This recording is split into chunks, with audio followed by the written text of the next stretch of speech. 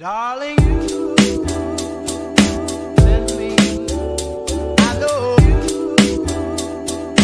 send me, darling, you send me. Perkenalkan, nama saya Ron Timothy dari kelompok 7 dan pada kesempatan kali ini akan membahas materi tentang pengantar kebijakan moneter. Kita masuk ke dalam pengertian uang. Apa itu uang? Uang adalah sesuatu yang umum atau luas diterima untuk pembayaran barang-barang. Dan fungsi uang ini dibagi menjadi 3, yaitu alat tukar, alat hitung, dan alat penyimpanan nilai. Mengapa bukan menyimpan dalam bentuk aset? Karena likuiditasnya. Likuiditas adalah relatif lebih mudah dan cepatnya suatu aset untuk diubah menjadi alat tukar, di mana uang ini merupakan aset yang paling likuid. Selanjutnya ada mekanisme pengaruh moneter terhadap perekonomian. Perlu kita ketahui, kalau jalur kebijakan moneter ini melalui empat jalur, yaitu efek substitusi, efek suku bunga, efek kekayaan, dan efek ekspektasi masyarakat. Efek substitusi itu adalah di mana semakin banyaknya uang yang diterima oleh seseorang, maka semakin kecil juga nilai tambah kegunaan yang bisa diperoleh orang tersebut. Penambahan jumlah uang beredar di pasar akan meningkatkan konsumsi barang dan jasa. Kedua, efek suku bunga. Adanya ekspansi moneter mendorong masyarakat untuk menukarkan uangnya dalam bentuk financial asset. Yang ketiga, itu ada efek kekayaan. Seperti yang kita ketahui, jika ada ekspansi moneter, maka akan menyebabkan inflasi. Dan inflasi akan menyebabkan kenaikan harga barang. Dan akan menyebabkan meningkatnya juga nominal kekayaan yang dimiliki seperti tanah, bangunan, dan rumah. Kemudian akan mendorong hasrat orang untuk meningkatkan konsumsinya. Yang terakhir adalah efek ekspektasi masyarakat.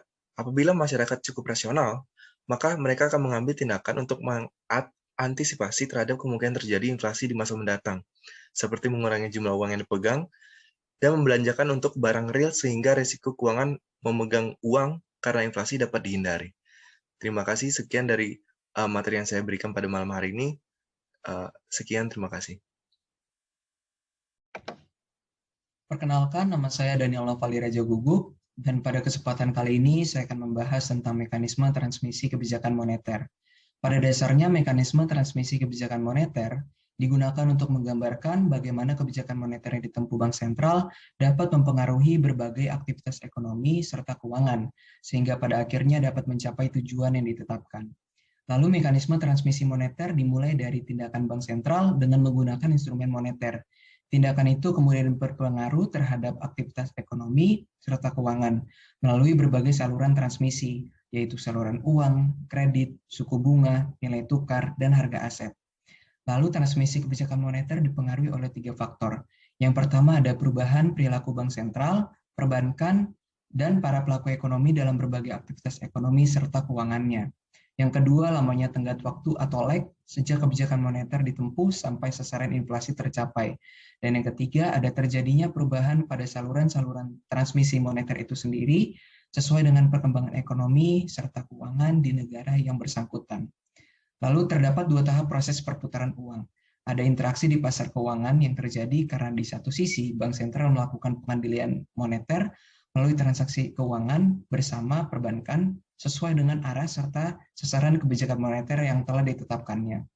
Yang kedua ada interaksi melalui fungsi intermediasi yang melibatkan antara perbankan dengan para pelaku ekonomi. Hal ini terjadi karena fungsi intermediasi perbankan dalam memobilisasi simpanan dari masyarakat, menyalurkan kredit, serta bentuk pembiayaan lain kepada dunia usaha. Sekian dari saya, terima kasih. Perkenalkan, saya Judan Faisal Abdul. Di sini saya akan menjelaskan mengenai bagaimana pengaruh money supply terhadap peningkatan PDB. Pertama dapat dilihat di kurva sebelah, di mana adanya kurva pertama itu dapat dilihat adanya peningkatan money supply atau adanya kebijakan moneter ekspansif. Dari kebijakan moneter ekspansif tersebut dapat kita lihat interest rate turun akibat penyesuaian dari adanya naiknya money supply.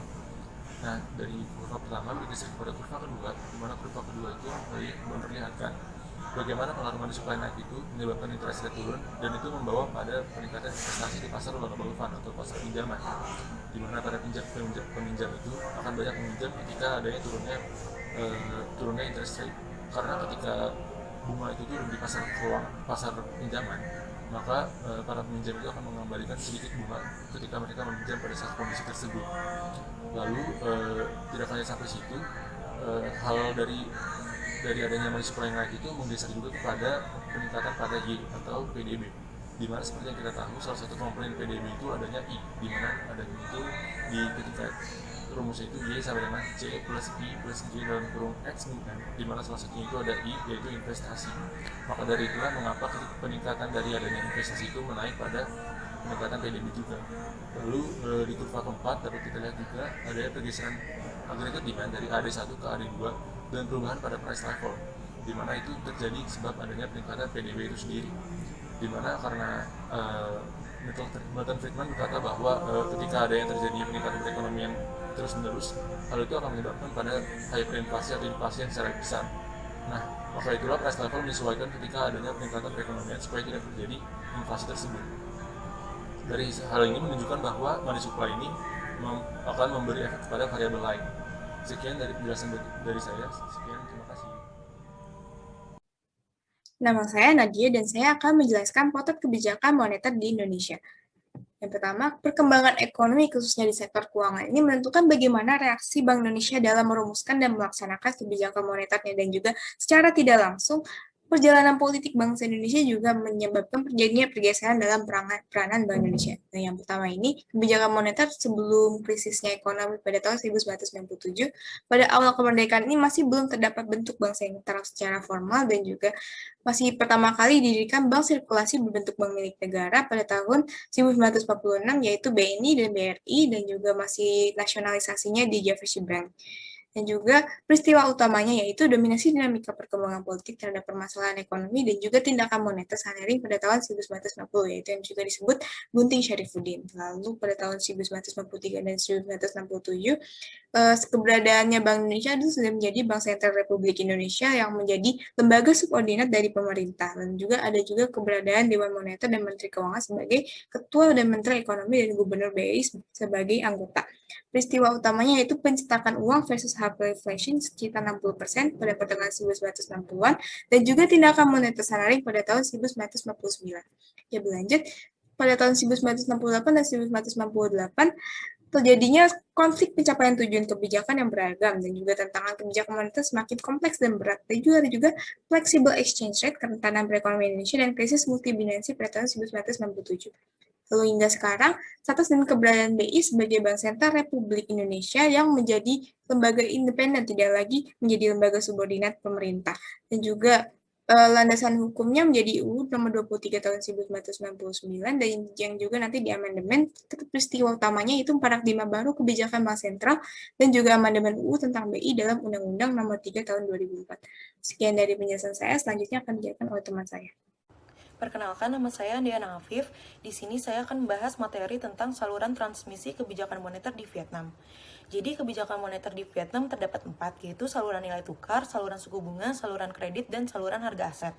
Tetapi karena sesuai dengan ketentuan di SBV, kebijakan moneter yang paling efektif di Vietnam hanya terdapat 3, yaitu saluran nilai tukar, saluran suku bunga, dan saluran kredit. Dalam kasus Vietnam, di mana pertumbuhan ekonomi menjadi prioritas utama pemerintah, SBV di sini sangat bergantung pada jalur kredit dan jalur nilai tukar. Pertama yaitu saluran nilai tukar. Saluran nilai tukar mengacu pada peningkatan jumlah uang beredar yang karena dampak negatifnya pada tingkat bunga menyebabkan depresiasi mata uang. Depresiasi mata uang meningkatkan ekspor neto sehingga meningkatkan PDB real. Pertumbuhan ekonomi Vietnam dapat digambarkan sebagai ekspor, dan oleh karena itu seperti jalur kredit, jalur nilai tukar di sini juga sangat penting. Lalu kedua ada saluran suku bunga. Bank komersial biasanya menaikkan suku bunga pinjamannya sebagai respon terhadap pengetatan kebijakan moneter, karena mereka memiliki kekuatan monopoli sebagai penyedia kredit utama. Namun, mereka akan menaikkan harga output untuk mengkompensasi peningkatan biaya input keuangan. Nah, akibatnya kenaikan tingkat secara keseluruhan menyebabkan inflasi yang lebih tinggi. Kemudian yang ketiga, saluran kredit. Jalur kredit mengacu pada peningkatan simpanan bank yang timbul dari peningkatan jumlah uang beredar. Penurunan jumlah uang beredar diinduksi tingkat suku bunga meningkatkan pinjaman bank yang memberikan kontribusi terhadap peningkatan investasi sehingga meningkatkan PDB real. SBV di sini sangat mengandalkan jalur kredit untuk meningkatkan investasi dalam negeri. Pada tahun 2015, pertumbuhan kredit dan laju pertumbuhan PDB masing-masing sebesar 17,26% dan 6,68%.